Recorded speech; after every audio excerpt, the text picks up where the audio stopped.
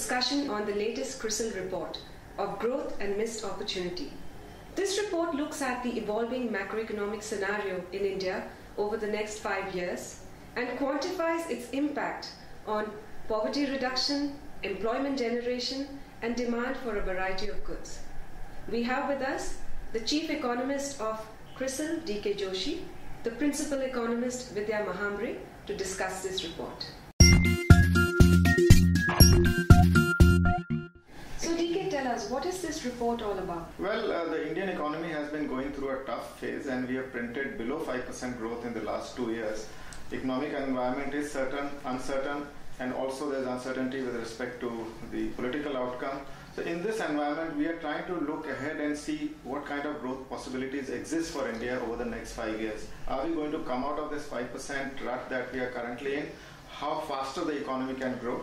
So that's the one part of the report. The second part is when you grow at a particular rate, there are implications of that for social objectives, there are implications for that for poverty reduction, for instance, also for employment generation. And above all, it also has implications for India Incorporated. For instance, how many cars will be sold if you grow at a particular rate. So we have attempted quantification of these parameters on the basis of growth outlook for next 5 years. Vidya, what are the growth possibilities over the next 5 years? As DK just mentioned, we have 3 scenarios in the report that we outline. In our base case scenario, we believe India will grow around 6.5% on an average over the next 5 years. This is premised on the fact that there will be a stable government post ongoing general elections where we'll have a clear mandate. If this happens, we believe there will be an improvement in investment climate and faster decision making.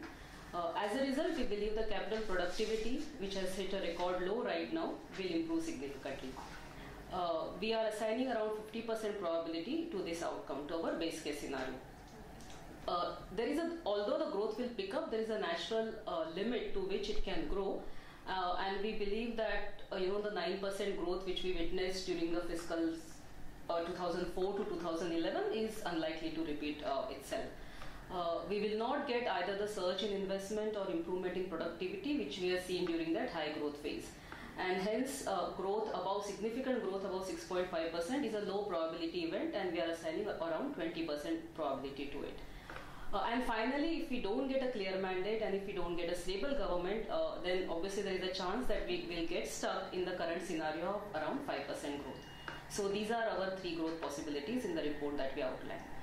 So what are the implications of slower growth on social objectives like poverty reduction? Well, India is one of the economies which is endowed with a huge demographic dividend, in the sense that a number of people will enter the job market over the next 10 years. And we have estimated that about 600,000 people will actively look for jobs every month, which means 7 million a year. So you need to create job opportunities for them. What happens with slower growth is that job opportunities start shrinking. So our estimate is that if you grow at 6.5%, which is our base case, instead of 9%, then you lose out 15 million jobs, job creation in the non-agriculture sector. So what that will do is a number of people will not be able to come out of agriculture and they'll remain stuck to agriculture, which is low productivity activity, and this can have social ramifications also. As far as poverty reduction is concerned, poverty reduction has an asymmetric relationship with growth. The faster the growth, the faster is the rate of poverty reduction. So if you grow at 6.5%, which is the base case which Vidya just pointed out, then about 17.3% people remain below poverty line by 2018-19. Currently, about 22% people are below poverty line. If you grow at an even slower pace of 5%, then the number of people below poverty line increases further. And if you grow at 9%, then the proportion of people below poverty line would have been around 13.5%. It becomes harder to fight poverty sources. Okay, Vidya.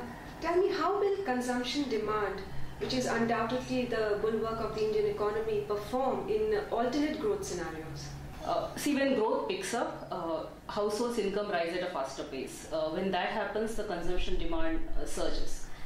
So since we believe the 9% growth scenario is not feasible for India and will grow at 6.5%, we are going to lose out some additional demand for goods and services which would have taken place in the 9% scenario. So I'll give you some examples, couple of examples, and we outline much more in the report. For example, we believe the hardest hit will be the automobile manufacturers. So if had we grown at 9%, we would have managed to sell around 18.5 million passenger vehicles over the next 5 years.